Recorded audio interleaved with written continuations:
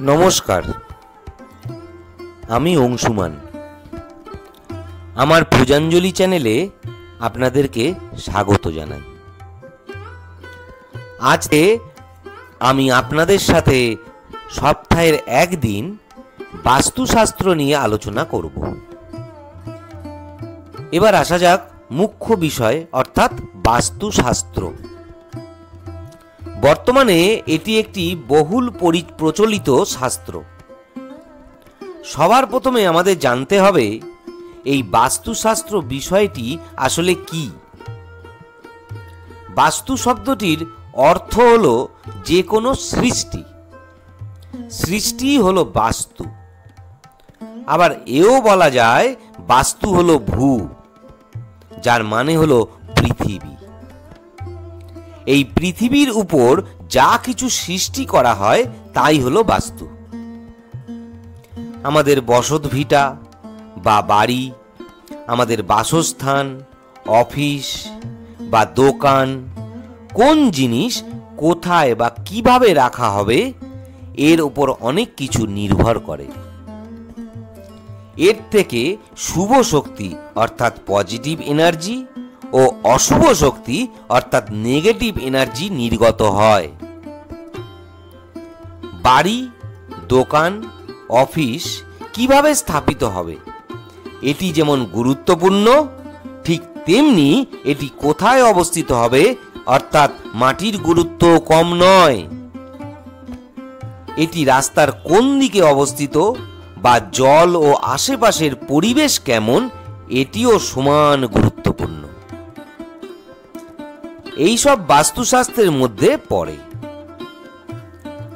আমরা অনেক সময় দেখি একজন প্রচুর অর্থ উপার্জন করে, অথচ তার গৃহে অশান্তি, কলহ লেগেই আছে। কিছুতেই সুখ শান্তি স্থায়ী হয় না, অশান্তিতে জেরবার হচ্ছে জীবন। আবার একজন স্বল্প আয় করে, অথচ সে সুন্দর করে জীবনকে উপলব্ধি করছে। সব সুখ শান্তি তার বাড়িতে বিদ্যমান। এই বৈষম্যের কারণও বাস্তু দোষ। আমরা যখন বাড়ি তৈরি করি, সেটি কোন জমিতে বা তার আশেপাশের পরিবেশ এবং বাড়ির কোন ঘরটি কোথায় হবে, অর্থাৎ ঠাকুরঘর কোথায়, শোবার ঘর কোথায়, রান্নাঘরই বা কোথায়, বাথরুম কোথায়, কোথায় বা সিঁড়ি হবে, এই জেনে যদি করতে পারি তাহলে অবশ্যই তার ভালো ফল পাওয়া যায়। আর যারা আগে থেকেই বাড়িতে বা ফ্ল্যাটে আছেন, তাদের অল্প কিছু পরিবর্তনের মধ্যে দিয়ে এই বাস্তুদোষ কাটানো সম্ভব। জানি সবকিছু একেবারে চেঞ্জ করা সম্ভব নয়, কিন্তু যতটুকু আমাদের হাতে আছে বা যতটা আমরা করতে পারি ততটা করেও অনেক বাস্তুদোষ কাটানো কিন্তু সম্ভব।